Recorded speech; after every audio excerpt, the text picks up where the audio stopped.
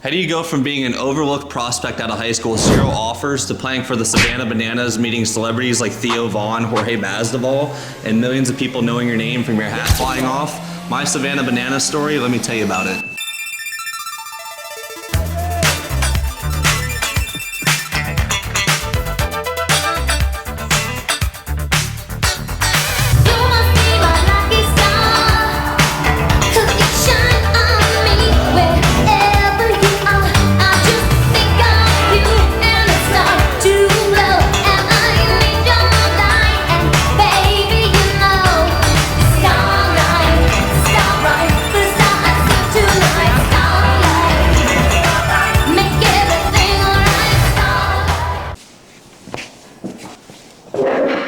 Lucky Star, what a song choice. That was my song when I was there. But some of y'all might be thinking that the Bananas are just for kids. It's just people prancing around doing 6-7 dances, and the players aren't even really that good, are they? Everybody just sees the dances and the viral moments where people are twerking around and doing things, but they don't see the thousands of people that try out for the team every single year that fly across the country to go to the tryouts, just to narrow it down to a few people that get selected. You don't just get put on the team for being good. And for someone like me that had absolutely 0 offers out of high school, it's a long shot to even make the team because a lot of SEC guys played on the team. There was really good talent all around, guys that got drafted. So not only do you have to be absolutely one of the best players on the field, but you also have to entertain off the field as well as be able to dance and also just have a social media following that you can continue to grow. So the odds of finding someone with the ability, the growth, and the ability to dance and entertain is very rare, and it's hard to get the spots. Especially when you have thousands of kids competing for 1 or 2 roles. It's a chance in a lifetime to be able to punch your ticket, to be able to be just doing social media and entertaining people to play.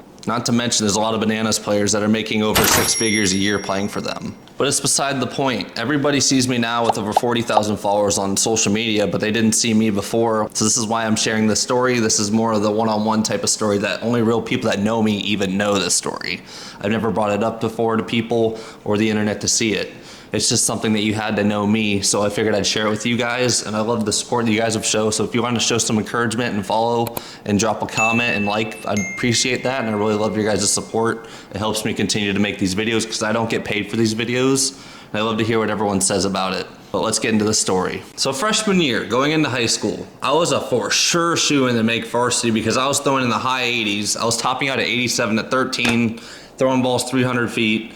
And then something happened that I did not expect. I tore my UCL. For the first time, I was actually really hurt in my life and I didn't know how to deal with it. I was throwing in the low 70s. I dropped 15 mile an hour or more, and I just didn't know how to handle it. I was at a loss because I was so young, and I'm like, there's no way you can get hurt this young. So I had to rebuild my arm back up. My first 2 seasons of high school weren't very successful. I did make varsity both years. I was a 4-year letterman in football and baseball. Because realistically, throwing in the low 70s as a freshman and sophomore really isn't going to get you on the field. So it was time to grind. I didn't know anybody that worked harder than me. But I just put my head down and grinded my butt off until I could get back to my junior year throwing 88 mile an hour. But still no offers. Nothing was coming from it.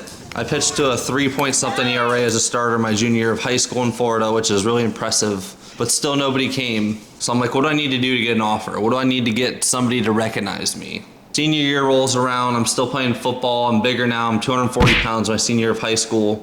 I'm up to 89 off the mound, I'm hitting over 400 as a hitter. It's a catastrophe on the mound though. I'm just not pitching good, I'm not throwing strikes, so I stopped really pitching. I threw only 13 innings my senior year of high school the whole year. But I still did hit over 400 as a hitter with over 30 RBIs. Not even an NAIA school would look at me.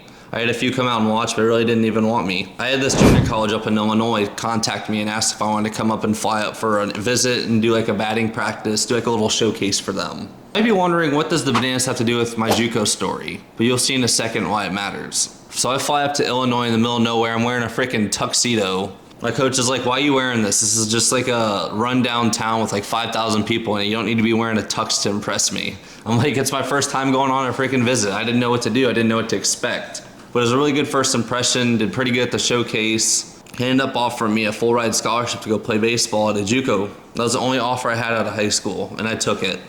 So I went to Frontier Community College, had an absolutely amazing season, set the season school record with 16 strikeouts in a game, throwing a complete game. So I was starting to get offers from other schools like FAU, Miami, St. Leo. That's where I ended up going, was a D2 school. They ended up giving me a bigger scholarship than the other schools did, and I really wanted to play.